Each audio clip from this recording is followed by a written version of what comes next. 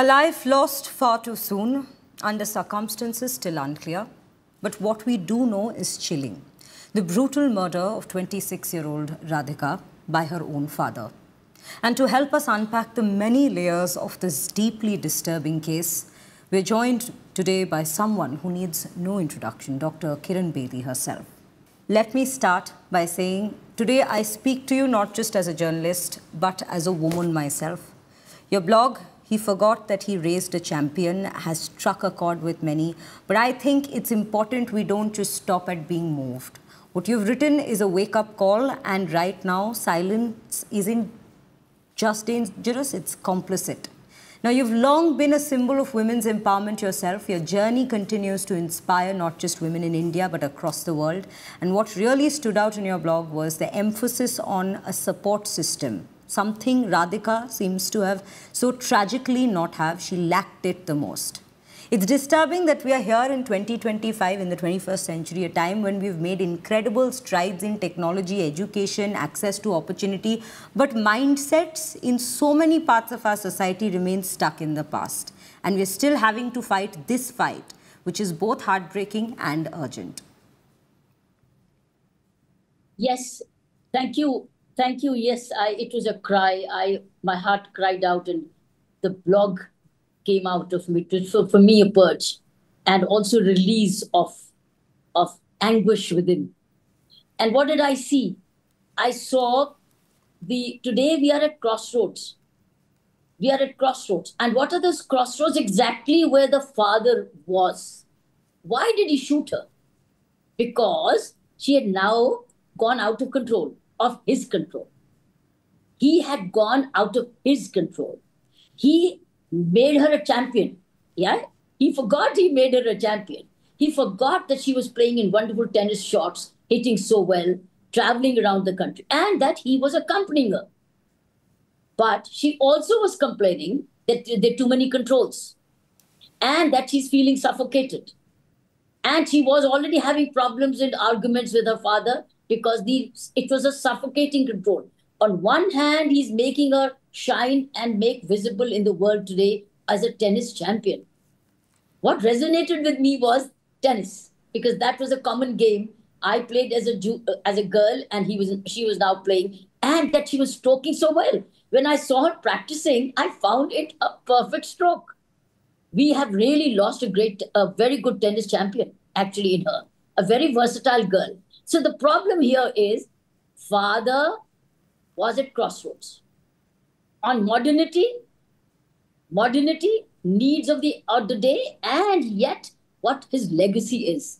Our legacy is still in conflict. Legacy is the girl is not, there are red lines for girls. There are no red lines for boys.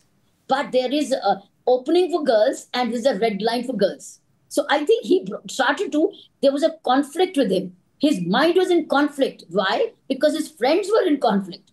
And the company he was keeping and the taunts impacted him. And he was not clear-headed. He was a confused man. He was in confusion. He was in contradiction. He was in conflict. On one hand, he wanted the girl of the modern times playing tennis and being a champion. And yet he wanted a girl to be under control within red lines. And now she was breaking those red lines. And he couldn't take it because now the taunts started to come of all these, whether it was a dress or whether it was a versatility or whether it was having friends with the boys. No, that's now normal for any girl who's mobile, who's educated, who's playing. She plays now. She is she is a part of a whole. She's not separate girl, boy. She's now one of the community, one of the society. That was not acceptable. That's why I'm saying today we are at crossroads. Indian society is at crossroads. It educates a woman, marries her off, still with a hefty dowry. And yet, when she suffers domestic violence back home, and she tells her father, I'm not happy here, and the father still says, adjust karo. And she goes about committing suicide. So she's educated, she's professional, she was wealthy, and yet did not have an independent mind to say, enough, I'm going out, because the house is locked. So her parental home is no more open. That's a crossroad. The parental home yet was now saying, enough, we've already married you off. See, India is at crossroads. It's educating its daughters but not giving them the equality with the boys. Of course, responsibility, sense of responsibility has to be there. Responsible behavior is good parenting. But Right. so many controls, suffocating controls is not good parenting. Absolutely, absolutely. And you know, when you speak of crossroads, we know there's no lack of information. That's what I began with. People have more access than ever to ideas, tools, platforms that promote progressive thinking. And yet, girls and women still find themselves with that red line, the constant need to prove their worth, not just to societies, but unfortunately to their own families, and to showcase that, no, we are responsible at the same time, that constant need to do so. That is what's so heartbreaking here. Radhika's parents herself helped her become the star athlete she was. So why was that support so conditional? That is what the question is. Was it her father's male ego?